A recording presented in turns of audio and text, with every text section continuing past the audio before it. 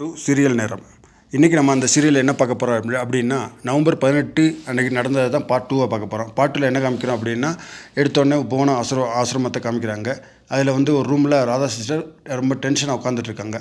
அப்போ அந்த ஆசிரமத்தோடைய head madam sorry Radha sister, நான் இந்த மாதிரி நடக்கும்னு எதிர்பார்க்கவே இல்லை, தெரியாமல் நடந்துச்சு, அதுக்காக கண்டிப்பாக நான் உங்கள்கிட்ட மன்னிப்பு கேட்டுக்கிறேன் அப்படின்னு சொல்கிறாங்க. சொன்னோன்னே இல்லை மேடம், அதெல்லாம் ஒன்றும் கிடையாது, அதெல்லாம் ஒன்றும் பிரச்சனை கிடையாது அப்படின்னு சொன்னோடனே அந்த ஆசிரம மேடம் சொல்கிறாங்க, ராதா சிஸ்டர் உங்களுக்கு விருப்பம் இருந்தால் இருங்க, இல்லைன்னா நீங்கள் கார்த்திகை பார்த்துக்க வேணாம், அதெல்லாம் ஒன்றும் பிரச்சனை கிடையாது அப்படின்னு சொல்கிறாங்க. இருந்தாலும் அப்படின்னு சொல்லி அவங்க மேடம் ஏதோ சொல்கிறாங்க.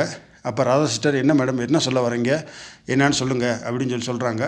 சொன்னோடனே அவங்க சொல்கிறாங்க, இந்த மாதிரி கார்த்திக் உங்களை எவ்வளோ தூரம் லவ் பண்ணியிருந்தா இத்தனை வருஷம் கழிச்சு கூட உங்களுடைய வாய்ஸை கேட்டவுடனே நீங்கள் தான் அப்படின்னு சொல்லி கரெக்டாக கண்டுபிடிச்சிருப்பாரு. அப்படின்னா உங்கள் மேலே பாசம் இன்னமும் லவ் பண்ணிகிட்ருக்காரு, இன்னமும் பாசம் அதிகமாக இருக்குது, அதனால தான் அந்த மாதிரி வாய்ஸை கேட்டோடனே இத்தனை வருஷம் கழிச்சு கூட கண்டுபிடிச்சிட்டாரு அப்படின்னு சொன்னோடனே ராதா சிஸ்டருக்கு ஒரு சின்ன மனசுக்குள்ளே கோவம்.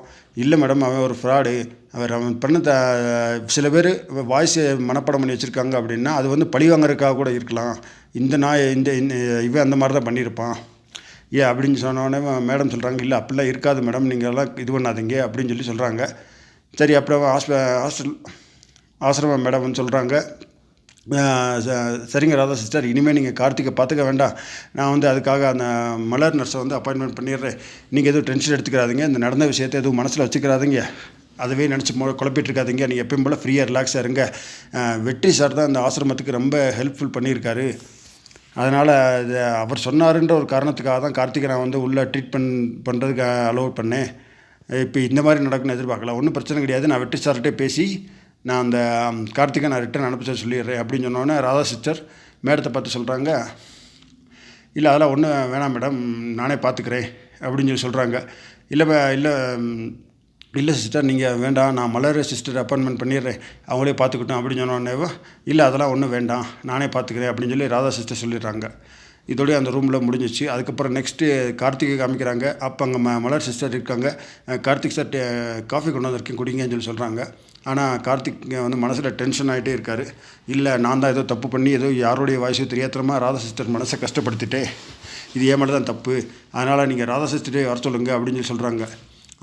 இல்லை, அவங்க டென்ஷனாக இருக்காங்க அப்படின்னு சொல்லி மலர் நர்ஸ் சொல்கிறாங்க. அதனால் இப்போதைக்கு வரமாட்டாங்க, நீங்கள் காஃபி குடிங்க அப்படின்னா ராதா சிஸ்டர் வராமல் நான் எதுவுமே பண்ண மாட்டேன், செய்ய மாட்டேன் அப்படின்னு சொன்னால் நீங்கள் காஃபி வேணாட்டி பரவாயில்ல, பிரேக்ஃபாஸ்ட் எடுத்துகிட்டு வரேன், அதைவாது சாப்பிடுங்க அப்படின்னு சொல்கிறாங்க. நீங்கள் எது எடுத்துகிட்டு வந்தாலும் நான் சாப்பிட மாட்டேன், தொடவே மாட்டேன், நீங்கள் எதனால் ராதா சிஸ்டர்கிட்ட கொடுத்து விடுங்க, அவங்ககிட்ட நான் அதை வாங்கிக்கிறேன், சாப்பிட்டுக்கிறேன், நீங்கள் அவ்வளோ அனுப்பிச்சி விடுங்க அப்படின்னு சொல்லி கார்த்திக் டென்ஷனாக சொல்கிறாங்க. நான் தேவையில்லாமல் ரொம்ப சண்டை போட்டு அவங்கள மனசை கஷ்டப்படுத்திட்டேன், அதனால் கண்டிப்பாக நான் அவங்ககிட்ட மன்னிப்பு கேட்கணும் அப்படின்னு சொல்லி கார்த்திக் சொல்கிறாரு.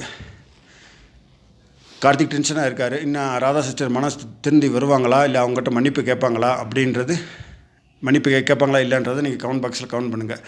இதோட இந்த பார்ட் 2 முடிஞ்சு இதுக்கு அடுத்து நடந்தது பார்ட் 3 அவங்களுக்கு காமிக்க போகிறேன். இந்த வீடியோ உங்களுக்கு பிடிச்சிருந்தால் லைக் பண்ணுங்கள், கமெண்ட் பண்ணுங்கள், ஷேர் பண்ணுங்கள். மறக்காமல் நம்ம தமிழ் சீரியல் நேரம் சேனலில் சப்ஸ்கிரைப் பண்ணுங்கள். தேங்க்யூ.